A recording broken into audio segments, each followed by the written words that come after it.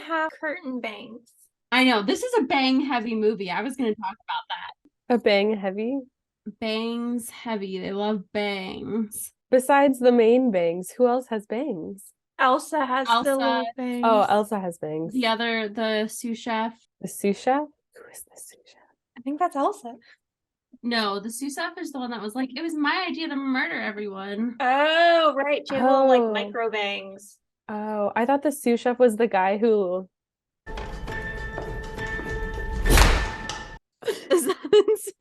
Sure. That didn't think for me. Welcome back to Remake Hot Take, the podcast where we pitch remake ideas of our favorite media. I'm Marriya Schwarz. And I'm Brooke Rees. Today we will be talking about Mark Mylod's The Menu. But before we get into that, I wanted to comment on the fact that it's been a busy time for us. We took a 4-month hiatus, and when we came back, we saw that our last pod was at 23K views, and we have more followers, and we had no idea.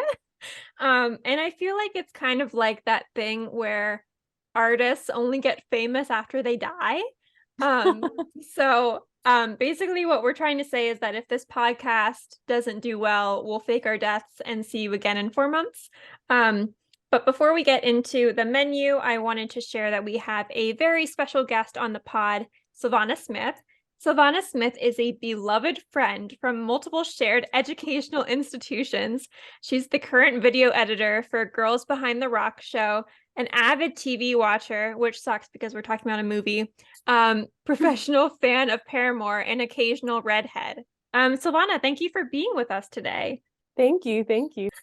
I don't know if my hair's actually showing up red on camera, but it looks pretty red. Yay. So, Silvana, what did you think of The Menu? Okay, I really enjoyed it and I liked it a lot. And then I went on Twitter and people were like, hot take, it's not that good. And I was very surprised. But I had a good time.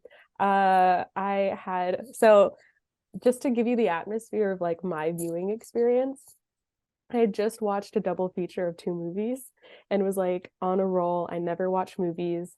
And I was like, I'm gonna watch another movie. And I really love Anya Taylor-Joy. And so I was like, ooh, this is like a food movie. So I got myself a glass of red wine to feel fancy, but I don't like red wine. So I put Coca-Cola in it and it tasted amazing. Did it have longing and regret? Definitely. And then as my food accompaniment, I had some Fig Newtons, like off-brand Fig Newtons from Aldi. So I had a great time. It was phenomenal. They paired so well with each other. And I definitely felt like I fit in cuisine-wise. So, but what about you guys? What was your viewing experience like? Well, I was on my couch. I think I had popcorn. Big, the popcorn had a nice body, nice earthy aftertones after. Hell yeah, it had a nice body. So my friend said that she wanted to watch this. I hadn't heard anything about it other than like the one clip that was on TikTok that was like, where did you go to school? Brown. Sorry, you're dead. That was the only clip that I had saw. And my backstory is that in like the 9th grade, my English teacher went through a dark spell in his life, and every single book or short story that we had to read was like death centered. But one that we had to read was The Most Dangerous Game. I'm sure did you guys have to read that in school? No, what is that? Okay. Well, it's a story. Thank you for clarifying. I was just building up. I feel like I just read it.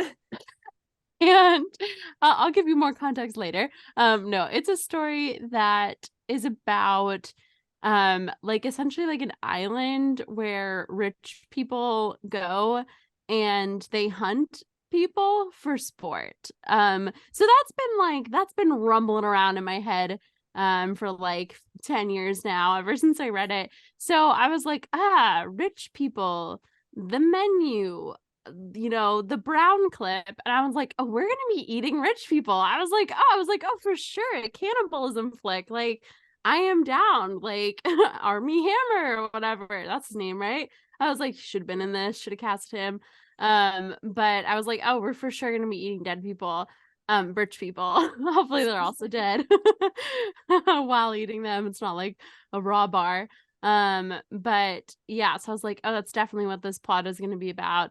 And then it wasn't, but I wasn't let down. I was still having a good time. So I watched this simultaneously with other people that were not in the room. We were all doing a virtual watch together, and they all had positive reactions. I had a very positive reaction.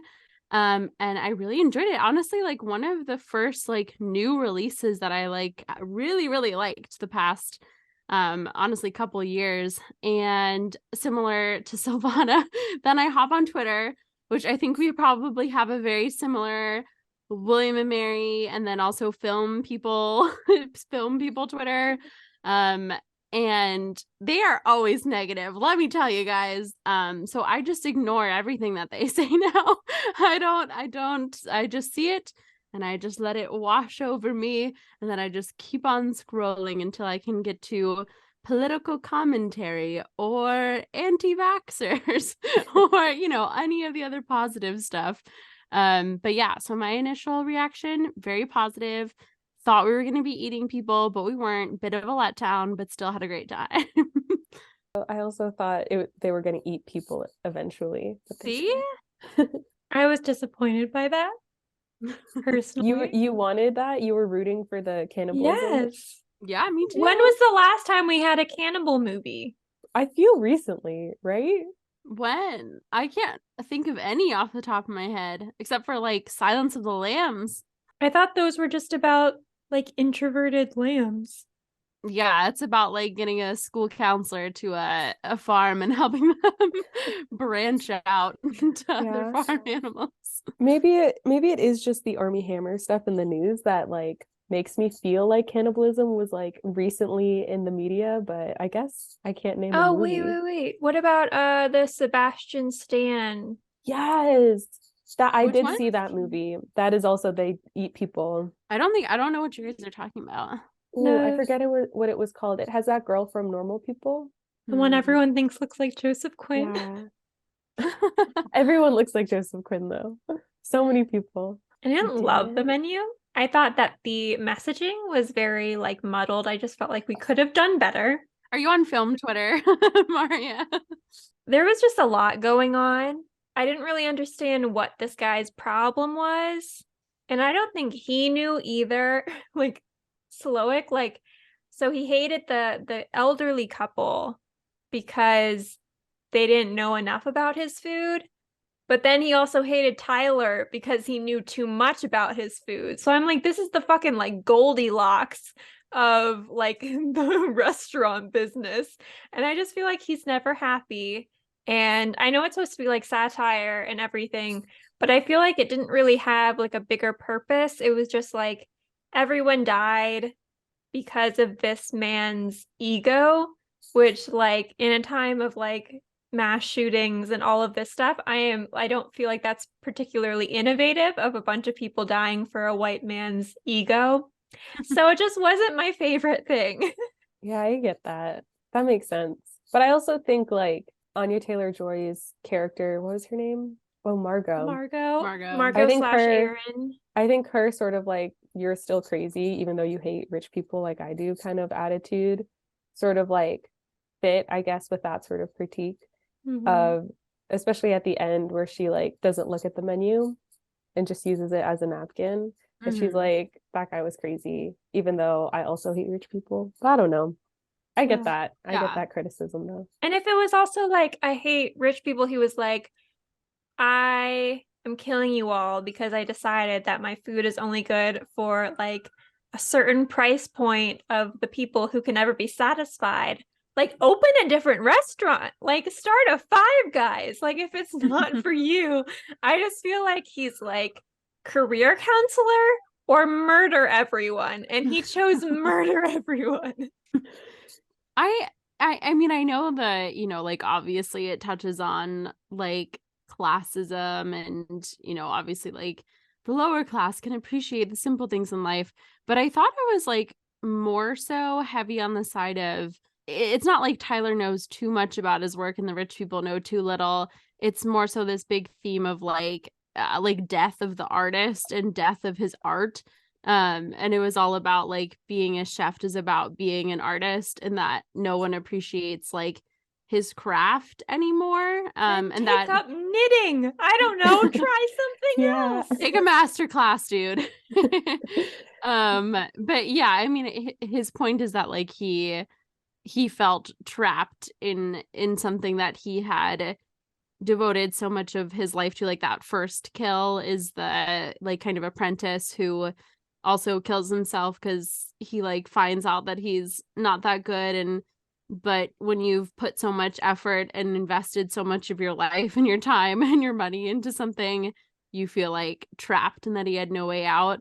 And instead of just killing himself, like I'm sure a lot of other people who are at the top of their field do when they feel in a similar position, like, you know, like death rates amongst like physicians or amongst residents and like medical students super high because you're like $250,000 in debt, like minimum, and you're in this extremely, you know, fast-paced, hardworking environment where you're putting in like 80 hours a week. He, instead of just like committing suicide, he kind of puts that blame to the rich people. And so he wants to like take them down with him. But yeah, I so was more struck by that aspect of it not being so much about class, but like death of his art craft. I found it really interesting too that, I don't know, because I guess a lot of artists are like, oh, I must suffer for my art and things like that. But he was like, no, other people have to suffer for my art. Yeah, that's a good point. But yeah, I also think like it was definitely more just like the death and murder was part of the art concept. And like the lady that was like, oh, that's my idea. Like, I'm so proud of that like everyone should die. But it's not just like killing rich people either. It's like, no, everyone dies. The service workers are also going to die and like have agreed to it or something like that. I don't know any service worker who is like, I will die for my for my craft. But yeah, I definitely liked the idea of sort of like the service workers and like the people who buy the service, that sort of like two classes thing instead of just like upper income people and lower income people, because he talked about like the service worker mentality with the Margot character too, like when they went to that little room, which I enjoyed that scene. But I also think like the sort of kitchen hierarchy, like someone barks orders and they like obey like immediately and completely, that sort of attitude isn't like a service industry thing, that's like a kitchen thing. Yeah. So I also was that it sort of like lost its relevancy there. That's very like, I don't know, there's like a huge, I don't know, there's like a metaphor of like what the food means too, of like eating and to be eaten. But I don't fully understand, I guess. I think that's where the messaging gets a little muddled for me, is that I don't fully understand why everyone died. Like if we're talking about like revenge or classism, like, okay, Tyler, yes, had to go just because he's an asshole in general and like hired an escort just to die. All of those little coworkers at that table, pro dying. That was a win for us. And then the like rich cheating man who has some kind of weird relationship with his daughter. Okay, good to go. But like the wife of that guy, like I felt bad for her, because her only like problems seemed to be that she like married a rich man, and at least she knew she had fish once, like she was close. And then halibut, right, like I would have a hard time. They're both a white fish. exactly. All I know is fish sticks. I don't know. Maybe she didn't come from that environment. I don't know. We don't know her story. And then the assistant person, like when he was like, did you go to Brown? You didn't have debt. Like she could have been on a scholarship. And also she was stealing from the celebrity. So I feel like she's like a Robin Hood character. Like she's like, and isn't like an assistant almost kind of like a customer service, like service worker kind of stuff? Like that job sucks. And then the food critic, yeah, she had like a stick up her ass, but like she's in it for the hustle too. Like It's not like everyone was super class. I don't know. It just got really muddled for me personally. I mean, I think they include the actor calling Dr. Sunshine or whatever, and his assistant as this guy is insane. It's absurd. Like, that's why they don't have a reason other than I saw your movie on my one day off and I didn't like it. But I think he also, plays back to the death of the art and the artist kind of theme with that guy, basically, that he was selling out. And I thought the critic, the food critic, and her assistant were like some of the worst people there. Like, I know it's her job to review food, but she takes pride in taking down hardworking establishments, and she like revels in being over critical and is probably like delighted when a restaurant closes. And she is like, it's like the relationship of art and then the people who like critique it are never people that can make it themselves. Which is like what Tyler is like, the ultimate example of that is someone who is so immersed in the food world, and he knows all of these terms, and he knows what a Paco jet is and everything, and he prides himself and gives himself a pat on the back for knowing all of these things. But when he's given his chance to perform and to like essentially make his own meal, make his own art, he absolutely fails because he's a pretender. And he, pretends to appreciate, but like does not immerse himself in it and cannot produce what all the other chefs are producing.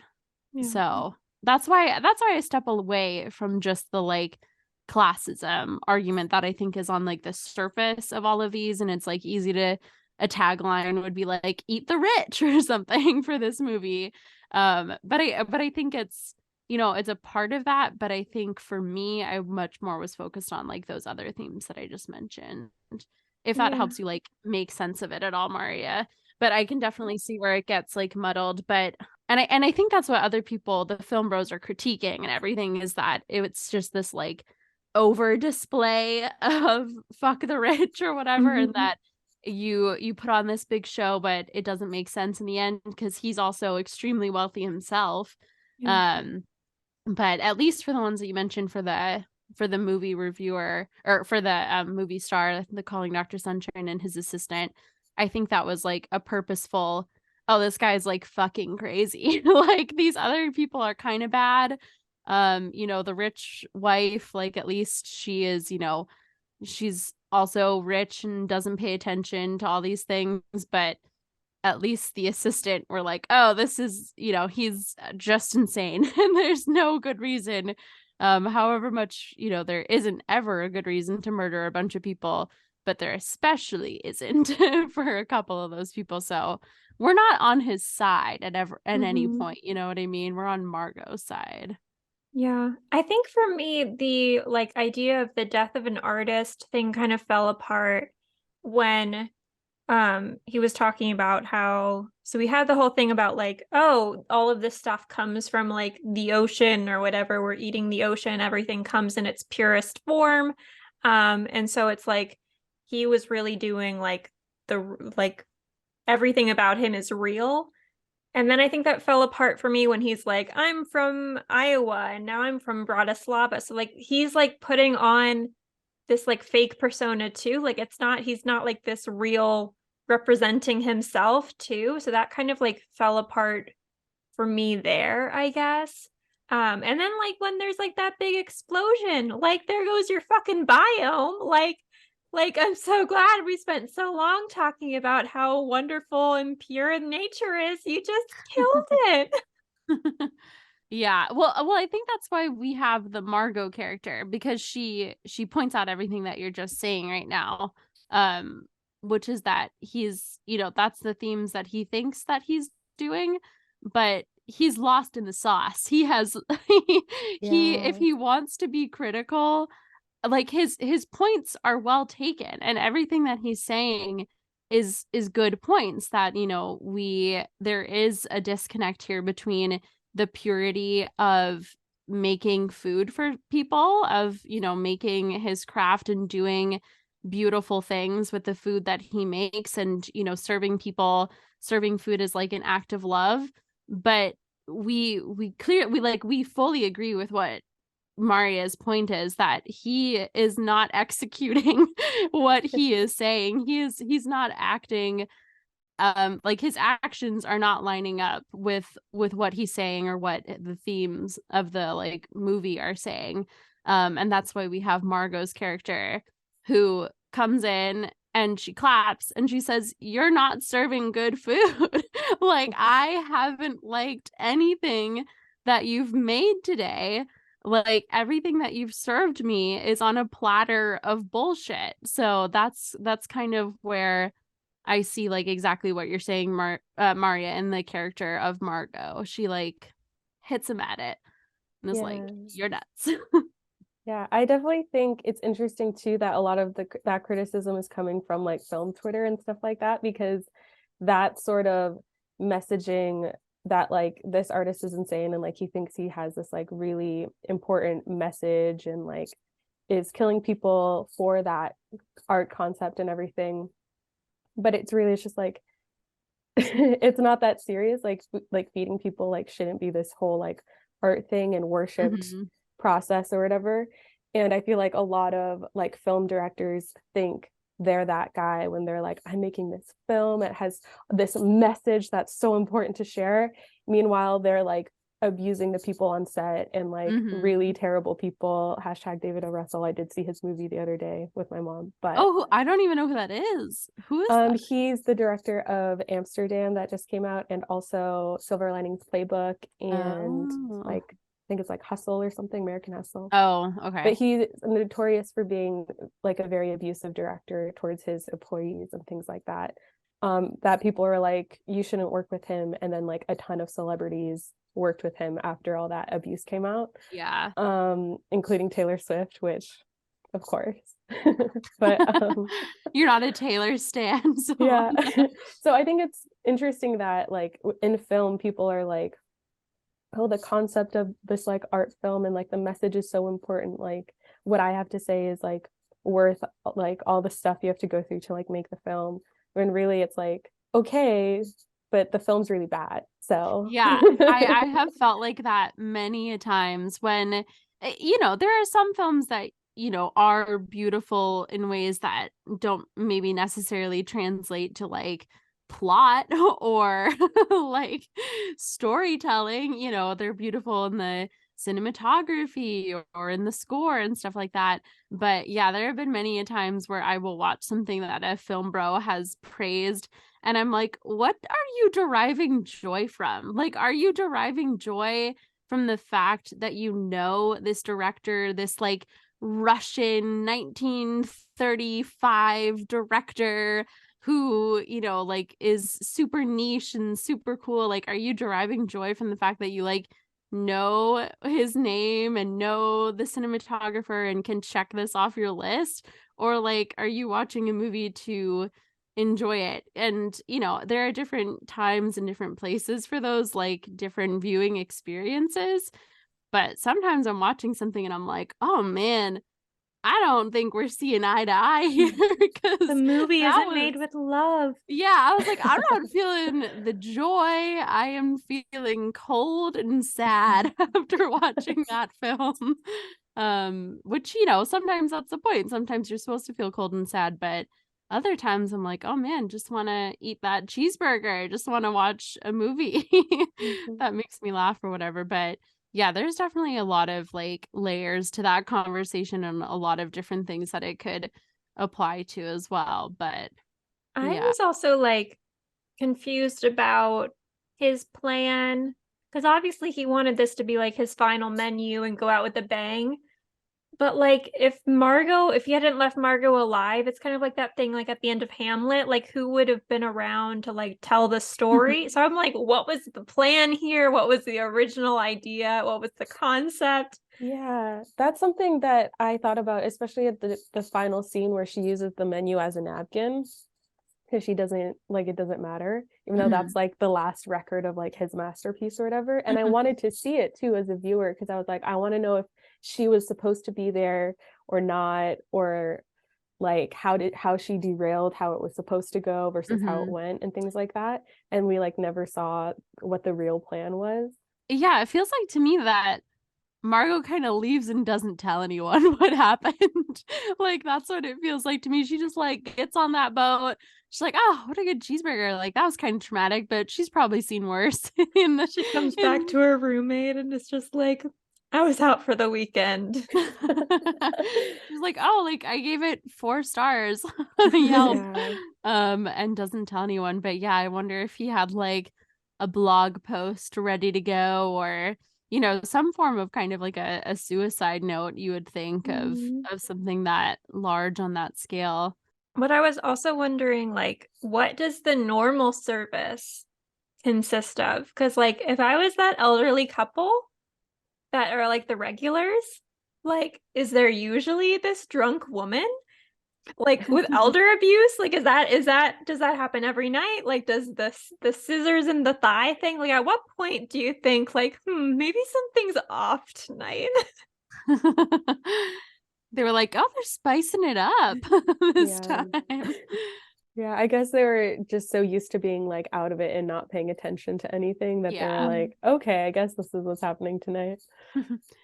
It's such an interesting point. I'd like to get your guys' opinions about like we mentioned earlier, like what was his ultimate plan if he knew that he needed the perfect menu to go out, either if that meant to leave the restaurant industry entirely or to do this mass murder suicide plan that he had. But if he was never planning on killing everyone until the sous chef suggested it, like what do you think that means in terms of what his ultimate message is, or what kind of themes it's playing off of, that this like woman who was his sous chef is the one that suggested it? Like, does that make him like less like culpable of like a mastermind of this plan, or does that make him like more like feeble and not even able to execute his own perfect menu? Yeah, that's interesting. I don't know if he intended for like it to be like a famous thing to have happened, or to like leave a survivor or something like that. But I guess the whole thing, especially like now with the way people spend money, the value was like the experience, like you pay for the experience. And so like the art concept was just the whole experience of the evening. And so I think him just having that as his last experience, I'm going to say experience one last time, was like what was most important to him, not the notoriety or after things that happened. But I also think it's interesting like what she would have done after the movie ended, if she would have like called the police, which also I guess like now it's like, well, what's going to happen? Like the people who did it also died. You don't really I don't really care about tightly. I don't really care about contacting the families of all like the guests and things like that. And the staff were like super gung-ho about it. They were all just as, into this whole like cult mass suicide thing. Which I did like the start of that. Like I loved the tour. I love a good tour. And I love like, I mean, what job provides living arrangements? Like not even the Disney college program does that. Like you have to pay for it. So like love that. It was very prison-like because, prison is also just a labor camp most of the time. They have very similar setups, especially with the bathrooms, I think. But the beginning sequence felt very similar to me as the movie Midsummer. Yeah. Because it felt very culty right off the bat. And once the like mass suicide thing where they're like everyone's going to die, even the service people, I was like, okay, so it's like it's just the same sort of propaganda that any cult who commits a mass suicide is doing. It's just this flavor of cult is like foodies. And so I was like, okay, like it's less of like a message and more of like, oh, this is just like another type of cult propaganda, and like this movie is just about her trying to escape. And in Midsommar they don't escape, but this one she did. So I think that's part of why I like this movie too, because it was less like hopeless at the end, and it was more like, well, at least she got away. Like my favorite character got away. Although I will say, if I was in that situation and I was just like on a random boat and that was my only way off the island, I couldn't get off. How am I supposed to? I don't know how to use a boat. Silvana was Right. like, yeah, I actually would have also died. Yeah, that was the most unbelievable, sort of unrealistic part of the movie, is where she like figures out how to start a boat and then like goes into the ocean and then it's like, this is far enough. I'll finish my burger. That I was like, okay, I guess that's more like movie magic, but yeah. Maybe we don't know her backstory. Maybe she comes from a line of fishermen. Yeah, maybe she's like, you know, she's from Massachusetts apparently.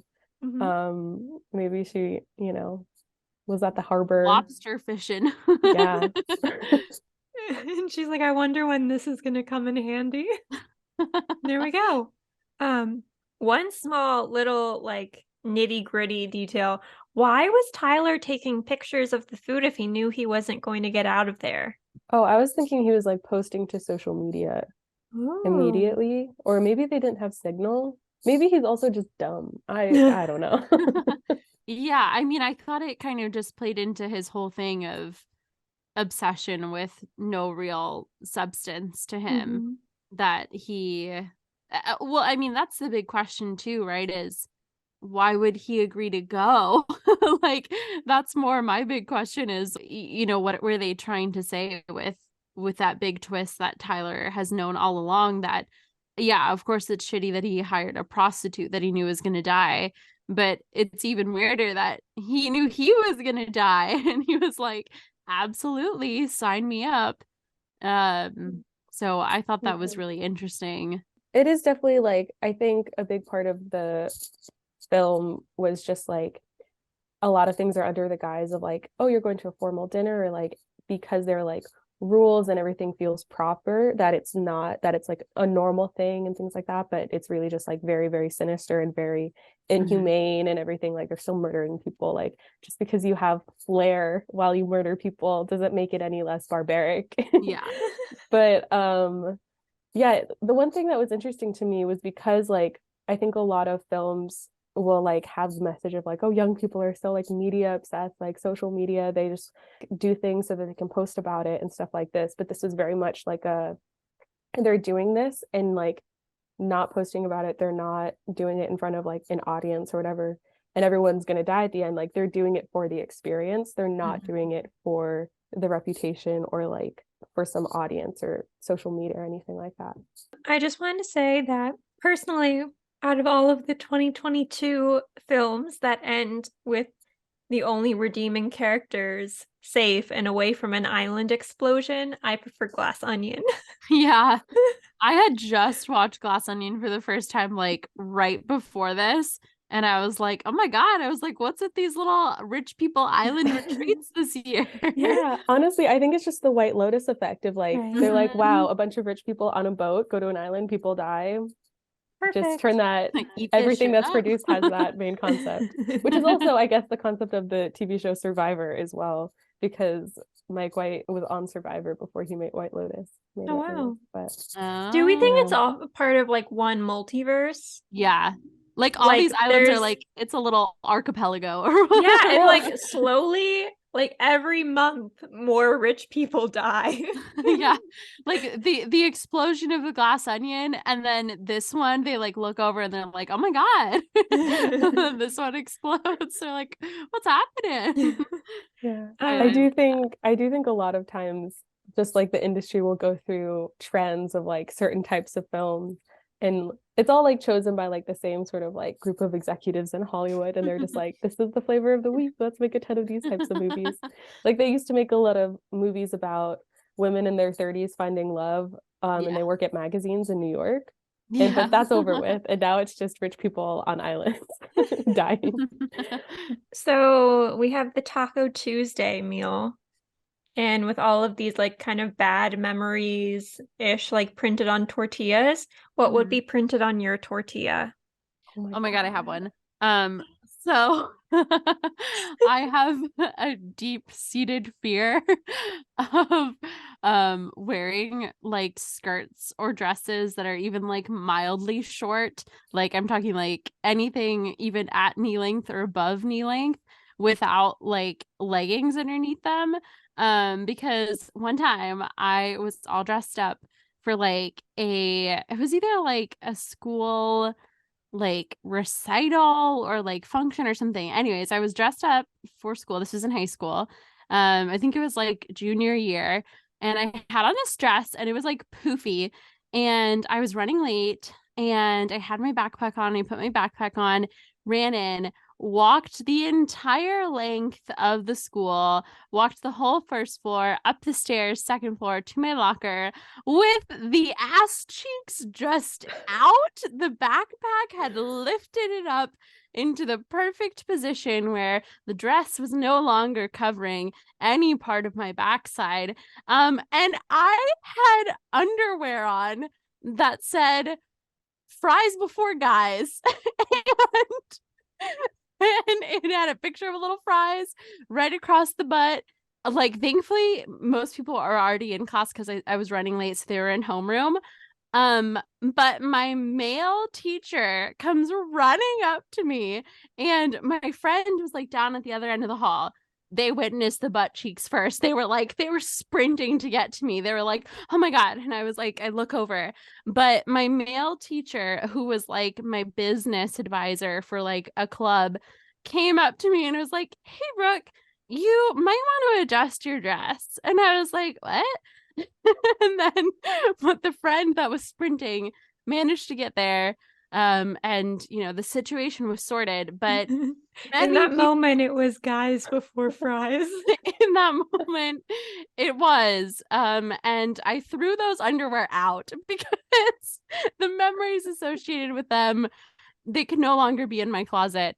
And then I could never wear a dress. Well, particularly it's a dress with any kind of like bag or backpack that has like hoisting abilities. So that is what would be printed on my tortilla. It would be bare, bare butt cheeks with the fries before guys flag, just, waving high. I'm just imagining in your high school? Yeah. And then just like around the corner is this like middle-aged chef just with a camera. Yeah, ironically, there was a special needs student named Tyler, who loved to take photos of me. It was really interesting. He carried around a camera at all times. It was a bit off-putting. Shout out to Tyler. Paparazzi. But he was also in the hallway, with his aide, who was a very strange woman. And there is like a 85% chance that a picture was taken of that exact moment. So they have a shot of getting that laser printed on the tortilla, a much higher one than other people's mistakes. But yeah, there's actually a good chance Tyler's coming in clutch. But yeah, that's what would be printed on my tortillas. Silvana.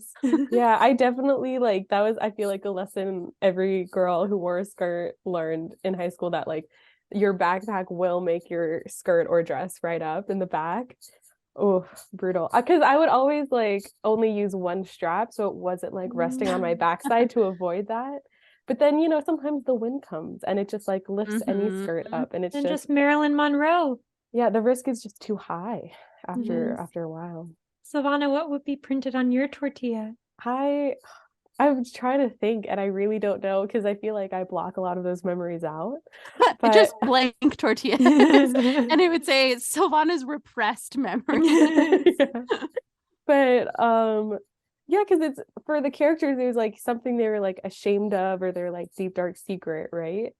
Mm-hmm. That sort of vibe. I don't know. Probably just something embarrassing from elementary school. I don't know. What about you, Marriya? I was around 7 years old, and we were in Arizona, in the old town of old-timey Arizona, minor town where they film all of the Western stuff. It was an old haunted mine ride thing, and we thought it was going to be a ride because at this point the only rides we had been on was like Disney World. It was not. It was like an actual like walk thing, and it was awful. And before it started, the like tour guide in charge of like taking us through was like, "Hey, little lady, do you?" This is my impression of him. "Hey, little lady, do you have a boyfriend?" And I was like, "No, I'm like 7." And then so we go through this terrible, terrible thing, which is like they mostly turn out all the lights, and you have to just hold on to the person in front of you. But I have like smaller arms and legs than everyone else here. And we got like lost in the middle, and it was awful. And then at the very end, this big green monster jumped out, and he said, "Well, little lady, there's your boyfriend." And I was so embarrassed, and I like cried. And so that monster would be on my tortilla. Oh, your first Aw. love.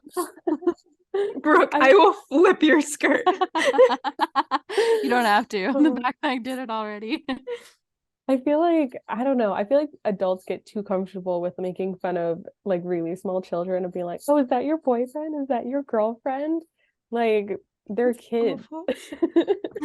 We're not labeling Like, they're anything nervous right enough now. as it is. That's why I haven't found love. We've seen each other for 4 recesses, but we're not exclusive. Yeah. Like, like I'm too young to commit. I have to keep my options open. I have all of 5th grade ahead of me. I've embarrassed myself so many times though, but I really do a good job of blocking that out. Like I did faint one time during Christmas mass, and like sometimes when you faint, you don't have control of your body, and so you like pee yourself. Oh, I did do that no. during Christmas mass. Oh no. Were you like were you at the kind of church where they were like, Jesus has entered her spirit? I don't know, because I was kind of out of it. I didn't really I couldn't hear people well, but Oh they no. wouldn't let me take communion. And They're like, just in case the devil has inhabited her right? body. My dad was like, "We need to call an ambulance."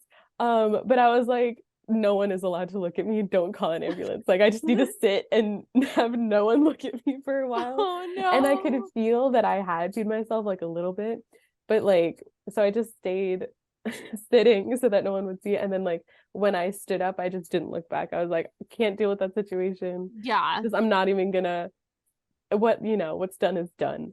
Okay. God chose to smite me that day, and that's my punishment. I'll just accept that.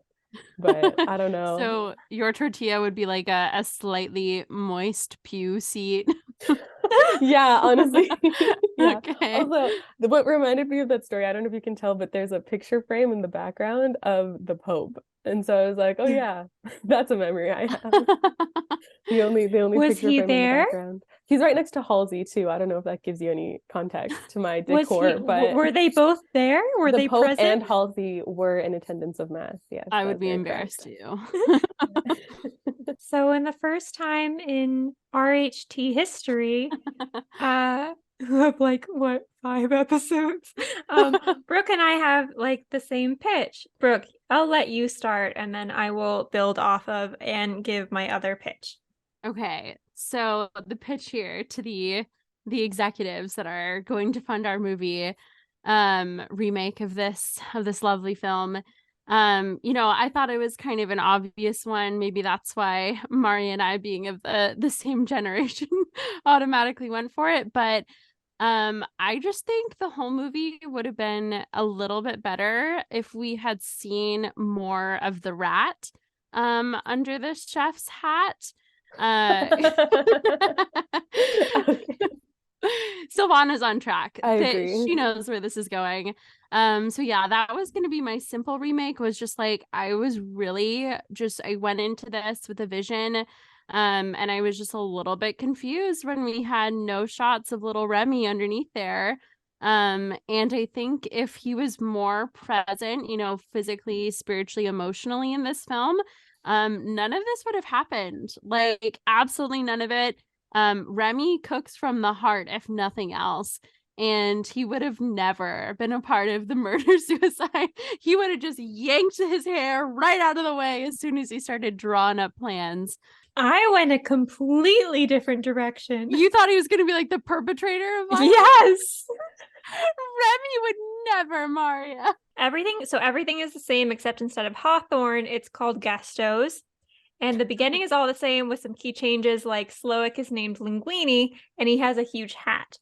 And Lillian is Anton Ego, and instead of the drunk mom, it's drunk Colette, because the love between her and Linguini has died. And it's partially because of the family. So Colette introduced Linguini to her mom, and her mom was like, I wanted you to marry a doctor, and you married a pasta. And so she feels a lot of external pressure. But also it's kind of like The Crown, which I watched recently, where there are 3 people in the marriage: Colette, Linguini, and Remy. So everything goes the same until we get to Linguini's mess. It's not called Jeremy's mess. I was also sad when Jeremy died, because he is hot, and I don't think hot people should die. So Linguini's mess. Linguini is the man that they have thought is in charge this entire time, but he shoots himself, and then Remy comes out of the hat, creating bloody footprints along the white tarp. And Anton Ego is like, holy shit, a rat in this kind of restaurant? We really shouldn't be seeing this at that kind of level. And then Remy does an Olympic style dive into a broken emulsion and says, I'm Remy, bitch, when he lands. And from then on, there's a flurry of action. All of the cooks strip, revealing themselves to be controlled by rats. They begin the falling angel sequence, but it's with Jonah Robert Skinner, the rat-hating original owner of Gastos. And finally, Margot breaks into Remy's house. Linguini is forced to sleep on the floor outside. And she sees all of these selfies of Remy cooking and enjoying these spices. She goes back and she claps. She asks for Ratatouille and takes it to go. So I think it would be a great way that we can get a Ratatouille 2 on the board. It's also a big win for William and Mary alumni. So just tick for me. Okay, so it's the same movie, just made by Disney and Disney villains. Yes. Okay, yeah, I love that. You know, we have the same concept. We can pitch both of these to the producers, and just depending on if they want family-friendly, happy movie, they go with mine. If they want to revamp Ratatouille's image, they go with yours. I like it. He's edgier. He's like in his teen years now. It's for the teenage group of Disney. I love it. Oh my God. Okay, so I definitely greenlight both of those films. 100%. Thank you. When you first said mentioned rats too, I definitely love the Ratatouille spin. But I also was thinking, because it's set near New York, right? New York City. I have no I idea. have no idea. Sure, I believe right? that. Anytime there's a city, I'm like, New York, right? But because I was definitely thinking like, oh, it's like the rats run the city of New York. Rats are gonna hate this announcement. But so I was either thinking it's like, oh, it's the rats, or like the backbone of New York City. They're either gonna like save their people, or they're going to like kill the invasive species of New York, which is the humans, not the rats. It's all just run by Pizza Rat. Yeah. Honestly, Chuck E. Cheese is like a rat that has a restaurant too, right? Or a mouse. Is he a mouse? He has like minions. Those other guys. Yeah, they have like a band. Yeah, he also looks like he has like access to cocaine and a will to commit murder. Definitely. So yeah, he does. I can see that for him. Why did you say it like that, Marriya? Hell yeah, he does. Have you never been in the back of a Chuck E. Cheese? No, Chuck E. Cheese is creepy. If you get enough tickets, you can get the cocaine. Oh my God. I had another pitch if anyone was interested. Okay, I had one too. I wonder if we did the same one for this too. That would be funny. I just want to make it completely known that I don't hate this movie. I showed it to my dad, so I don't think it's bad. I am pro people seeing this movie. So lately I have been reflecting a lot on my younger self. And I don't know if you all remember being young and not being able to see R-rated movies. But I remember it was 2013 and my friends and I wanted to see a movie, and I think it was either like The Bling Ring or The Purge or something, and it was rated R and we weren't old enough for it yet.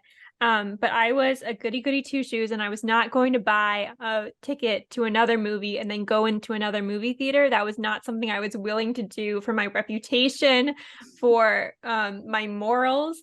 And so I spent the next hour and a half watching the DreamWorks animated movie Turbo.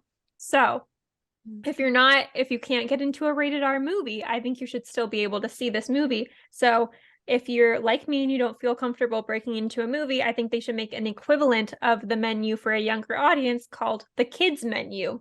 And instead of like murder and everything, they do things that like kids don't like they have to eat broccoli or like clean the restaurant, or like they get their video games taken away. I don't know. I don't talk to many. Those are all great things to happen to kids, is to not play so many video games, eat your vegetables, and clean your environment. There is one moment where they do drown Mickey Mouse, but that's the only they do waterboard Mickey. Yeah, and he is, oh boy. That's his final words before he is lowered into the water. Oh no.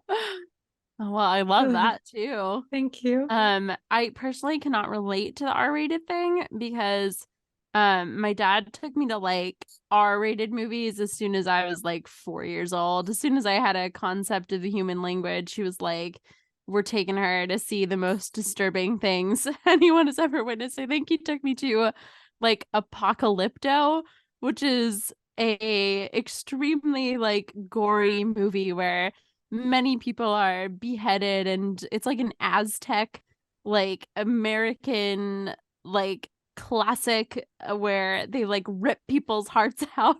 But I was like literally 4 when it came out. And he was like, she should see this. This should imprint on her mind. Okay, but the 2013 DreamWorks Turbo was also horrifying in its own way. Yeah. Yeah, my only other pitch is that it could have taken place in a Waffle House, and the guests would have put up one hell of a fight. It would have been God. That would have been a good movie. Yeah, it would have been just like full out anarchy, more so of like a slasher thriller, in my opinion. But we could have still played out the same things, and then I think it just would have turned into a full out chair battle. Which would have been, another fun spin on this. So that's amazing. I do think like the Waffle House equivalent of the menu does actually happen at Waffle House like every day. Whatever that would be, it's also currently happening in reality. It does, but I just want to see Julian come out like he's like an esteemed chef, kind of like a kitchen takeover vibe. Gordon Ramsay might be there. And he's trying to save this particular Waffle House because they have lower than average ratings. And he revives it, and then he comes out and he starts his whole speech about how like it's like the second they get to the part where he's like, no bread for anyone, then he would be promptly murdered. Like the guns would be out in a second. And then the film would end there. But I feel like he is like SpongeBob SquarePants that went wrong. I don't know. Oh my God. You're gonna have to elaborate. Like, I do think SpongeBob definitely has like murderous cult-like potential, right? But I think his soul is too good that he never veers in that direction. Yeah, interesting. I think he's joining a cult, but he's not leading one. That's true. I don't think SpongeBob is a leader. I feel like I see a dark side of SpongeBob. It's always the nice guys. It's the ones you least expect. SpongeBob's psychotic I don't know if that's true. I think it's just all guys. Like it's the guys you expect, and it's also the guys you don't expect. It's just all of them. Like, it's just men. Yeah. Some of them just surprise us. But yeah, I don't know. I don't know if I would have been traumatized watching this movie at a young age if my parents like snuck me in. But they were always chill about rated R movies. Yep. The only thing that really traumatized me watching like Too Young was watching those like History Channel documentaries. And there was one where just like a bunch of fishermen just like fished too far and died. They all drowned. And like one person was able to swim 50 miles back to shore. I watched that when I was like 6 maybe.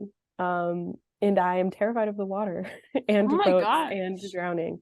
So yeah, don't let your kids watch the History Channel. Do let your kids watch The Menu. Yeah, so it's like it has to be fictional or Boo, education. Right? Yeah. documentaries out. Yeah, like the real horrors of real life where like good people die in real life.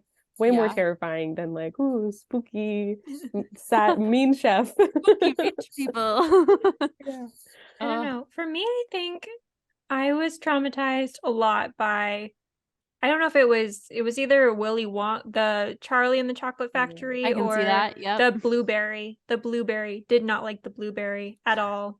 I hated the I didn't girl like turns Johnny into a Depp. blueberry. Yeah, Johnny Just- Depp that was the most traumatizing thing that happened in my His childhood. smile. Yeah, his bob, his haircut. So, Silvana, what are you watching right now? TV wise, I just started watching Awkwafina, the Nora from Queens TV show, which I didn't like. I guess I didn't watch enough trailers, but I didn't expect it to be like a sort of magical realism type show, but it's been really good. Are you pairing any wine with that, or Just trying to stay hydrated, the occasional tea. are you drinking latte. Awkwafina? No, actually, Awkwafina is tap water that has been filtered. So in essence, yes, I am drinking Awkwafina, but I'm not purchasing it. Gotta eat the plastic. But and then movie wise, I just saw Amsterdam with my mom last night, which was like, it was pretty good. But I also saw Before Sunrise and then Before Sunset, and then there's one called Before Midnight, but I haven't watched the third one. It has Ethan Hawke, Maya Hawke's dad in it, the OG. Famous The for being OG. Maya Hawke's dad. Nepotism in reverse. Yeah. It was really good. I think I'm also just like really into like 90s romance movies recently. So I just saw M. Night Shyamalan's newest film, Knock at the Cabin. I saw that yesterday. I would say M. Night Shyamalan's one of my, like, honestly, one of my favorite directors. Like, he's just so fun. I just love everything that he puts out. His one before this, Old, I liked immensely more than I liked this one. Like, for an M. Night film, I'd give it like a but for like just comparatively to films overall, I'd give it a yeah, you should watch that. I think you should make your own Yelp. Yeah. What's your rating? So it was good. He touches on a lot of, honestly, like, spiritual themes in his movies, and not being a particularly like religious person myself. So it's about, essentially, it's like these people get visited by four strangers, and they're told that they have to make a sacrifice. One of them has to sacrifice themselves in order to save all humanity from like biblical apocalypse like stuff. And so for someone, these people aren't religious either, the main characters. But I won't spoil anything for you guys if you want to watch it. But in terms of, oh, and Dave Bautista's in it, which he does like a really good performance. I thought he's definitely like breaking out of what he called like the Rock mold of being a ex like professional wrestler who then, I love The Rock. I love Dwayne Johnson. I love his films, but he definitely plays the same character in each one. And this was definitely something new for Dave Bautista, but not being a religious person, it's hard for me to watch that film and not think about what I would do in that situation. Because if and Rupert Grint's in it too. But if four strangers came up to me and were like, hey, one of the people in your close family unit has to be killed by one of the other people, I'd be like, oh no. No. Wrong number. I'm like, oh, sorry. And I mean, the movie explores those themes, but just couldn't fully relate to it on a level that I feel like you could maybe relate to it if you had either like a religious upbringing or just even think about those themes more often. But yeah, so I watched that. My roommate and I are watching The Last of Us, HBO video game adaptation. which we did not realize was like a sequential release like every Sunday. For some reason. I think like HBO almost like does that for all of their series, but we didn't realize that. And so we got all excited after watching the first episode. And then the next day we're like, yeah, ready for number 2. And we went and it wasn't there. And then we just literally sat in silence on the couch. Like we were really bad at making decisions. So when the decision we made could not pan out, we just gave up and we didn't watch anything. I also watched The Mummy yesterday. Shout out to Brendan Fraser. Fraser, right? Fraser. It rhymes with razor. Fraser. Okay, Brendan Fraser. Hot. Looking hot. Everyone in that movie is hot. And so watched that. We're watching a little bit of Fear the Walking Dead, but we come and go. Oh, and I'm watching Vampire Diaries for the first time with her, with my roommate. She is a big Vampire Diaries fan. And I've watched, I think, like almost halfway through the first season right now. We watch it kind of infrequently, but it's nice when you like binge watch it. The world of vampires in that series is so different than like any other vampire movies I watch. Like the rules of vampirism are bended in that universe, but it's still been fun. I've been also trying to be like mindful of nepotism in the stuff that I've been watching. Not that I like change what I'm watching, but I'm aware. It's like, yeah, I see I'm it. thinking of it. So I've been doing nepo checks. I'm calling it nepo checks because I think that just sounds fun to say. Instead of nepo check, you should call it Who's Your Daddy? Ooh, I like that. I like that a lot. Okay, so I saw Bullet Train, which I didn't love. Like I thought everyone, I don't know why everyone had to have an accent. Like it's like all white people, but like spicy white. Like they're like, Wait, what kind of accents were there? it's like Cockney. Aaron Taylor Johnson. Yeah, but like really bad. So you're just like, they shouldn't have been British? I don't know. I just like, why couldn't they hire British people? Like, like we're not running low, right? You know, like wait, they weren't British people? No, it was like Joey King. Aaron Taylor Johnson's British. Yeah. Like Joey King. No. Just she was there to fuck him and get him away from grandma. And if that's all she accomplished, then that's enough for me. But it was good on a Who's Your Daddy level. A lot of them started young, but so there's some like wealthy connections, but not as bad as you would think for a big blockbuster. I also thought it was weird that like Brad Pitt, who I don't love, but I think Brad Pitt was doing an impression of Owen Wilson, and I think they should have just gotten Owen Wilson to play the main character. He was out. And then Velma, I can't look away. It's like a car crash. I just can't. I can't stop. If you know me, I love Scooby-Doo, so this is just like very on Brooke's scale. Okay, but it's not it's like yeah. It's just like the whole idea is that Velma is now reinvented as a person of color and like body positivity, but like if every single other joke is like, hey Velma, you know her? Oh yeah, she's a sack of shit. It doesn't feel super empowering and it just gets really old really fast. Wait, so she's body I haven't seen it at all. So she's like body positive for herself, but she loves herself, but she hates everyone else. But no, everyone else is just bullying her like constantly. I think they're claiming it's body positive just because she's there. Yeah. And before they're like, people who are like that must not be seen. Like they're not allowed on television. But it's body positive in the sense that we allow her to be slightly chunky so that we can make fun of her. Exactly. Yeah. That's literally it. But Who's Your Daddy wise? Pretty good. And then I've been going through all of the American Crime Story. So I had already done the OJ one. So I was doing the assassination of Gianni Versace, and then I'm in the impeachment now. Which I think they're both pretty good, but I'm just like getting so like riled up on like current events that are not current anymore. I'm like, let's go storm the White House and take down Bill Clinton suddenly. Which is a little too late. That's a little too January 6th. Yeah.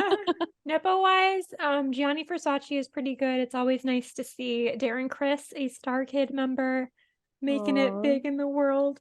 Impeachment is a little bit like more Nepo heavy. It's also like they really weren't trying to be subtle. Like they have young Kavanaugh, and he's just like, you know me, I never take no for an answer. And I'm like, yep.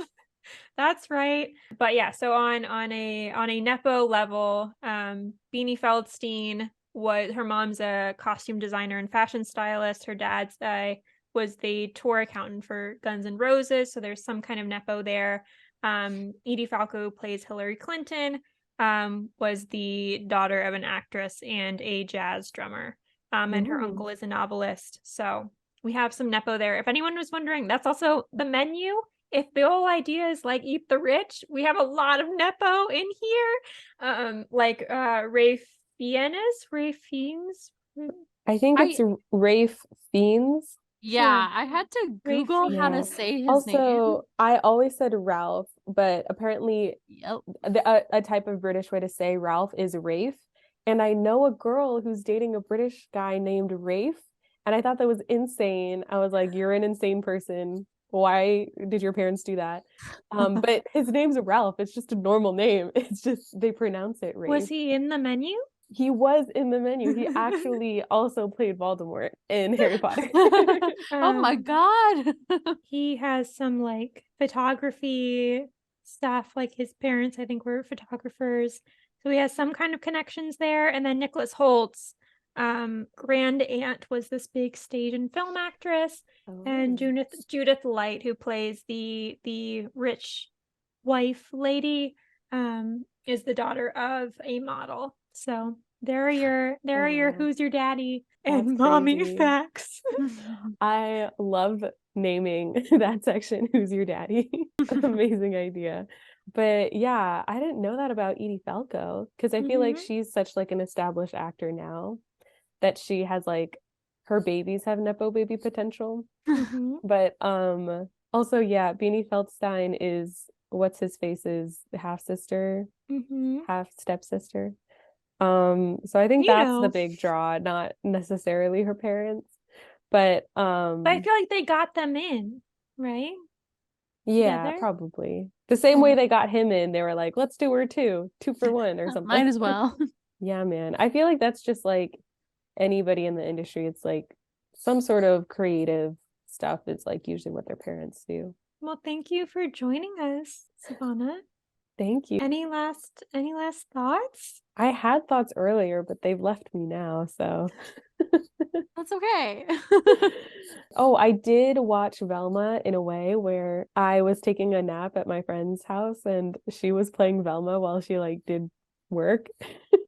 So I have seen the show in that capacity where I'm slipping in and out of consciousness, watching a scene that makes no sense to me, and then going back to sleep and watching another scene and having it make no sense. It's very That's strange probably the best way to show. see it. Yeah, it's also very Mindy Semi-conscious. Kaling's, but yeah, a lot of suspended reality for that Mhm. cartoon.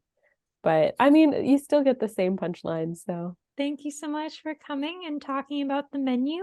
Silvana, where can we find you online? Ooh, thank you for having me. Don't find me online. Okay. My accounts are private and my Twitter is for Paramore, not film. No one go So looking. Okay. but you can find me wherever Marriya is usually. A lot of our projects have been together. Can read our zine from like a year Lock and your a half doors, ago. Warren. Can watch our podcast that died like 2 years ago, The 1 year Zillennial ago. Support Group Yeah. podcast on YouTube and Spotify and other areas, and forthcoming, in Mhm. case you missed it, the Nicolas Cage filmography podcast. Yeah. I was trying to drum roll. I feel like that Okay. Do you wasn't. want to do it again? No. Okay. I'm actually very excited for this upcoming project. I feel like it has the most potential out of everything we've done in the past. I feel just like national importance and sort of just like impacting the world through media. Like, I think the way to do it is a podcast about Nicolas Cage. So I'm very excited to fill that gap in the market, so to speak. It's going to be a national treasure. Yeah, I hated really that you will. said national importance when national treasure was right. It's right there. This is why I need Marriya, is because she keeps me in check when I don't make the appropriate Nicolas Cage references. That's literally why people keep me around. She's our Yeah. Cage fact checker. Brooke, where can we find you online? You can find me at, I think it's Rees Cup on Instagram. And I think it's Rees Brooke 1 on Twitter. The one and only. One and only. And you can't find me at my William and Mary email anymore because they snatched it away. Pat and Oswald, make the call. With no notice. So Oh my God. Did Google Drive exist when Patton Oswalt was at William and Mary? I don't think Google existed. Google and I are Did the Google same happen? age. Yeah. No, Google and I are the same age. We were Brooke, born. How old are you? I'm 24. Google is like a week. It's like a week older than me. Were you born in 1996? 98. Oh. I some went reason- older. I should have been younger. I'm seeing like Google and Brooke Oh, going cool. to a summer camp, and they each have like So half of a photo just ripped down the middle, and then you Yeah. find out that they're twins. well, how Yep. old is Patton Oswalt? Was he in college post 98 or Google Drive definitely did not exist though. have you guys seen his new movie, that one with that girl in the show with the I Love My I'm Dad? gonna need more. I'm gonna need more. I think the movie's called I Love My Dad. Oh, And he like catfishes his son with Claudia Salewski from YouTube, who lives in a house with Billie Eilish's older brother. And they were introduced by Rebecca Black. This is just all my YouTube knowledge. I have no Oh my notes on God. it, so I'm sharing it with you guys. Patton Oswalt graduated in 91. yeah. Ooh. I knew he was pre-goog. Pre-goog. Pre-goog. I bet he Okay. had to read books at the library. In an Who's Embarrassing. your- encyclopedia. I think Who's Your Daddy is the winner of things that we're naming. I don't think Pre-Goog is gonna make it to the next show. Okay, listen, I came up Pre-goog. with Who's Your Daddy? I have Goog rights here. Yeah. That's my little nickname for her since we are twin sisters. I do think you should define people's ages by pre-goog or post-goog. Post That's so Goog. true. Yeah. So you're It's like post-goog. BC. I'm technically post Goog, Me but and Marriya are pre-goog. you just got in under the wire. Under the wire, yeah. Well, on that note. So you can find us on Instagram, Twitter, and TikTok under Remake Hot Take. And you can find me under marriyaschwarz everywhere. Well, thank you so much for listening. And we hope you eat good food. We hope 24,000 of you watch this one. We want to do just a little bit better each time.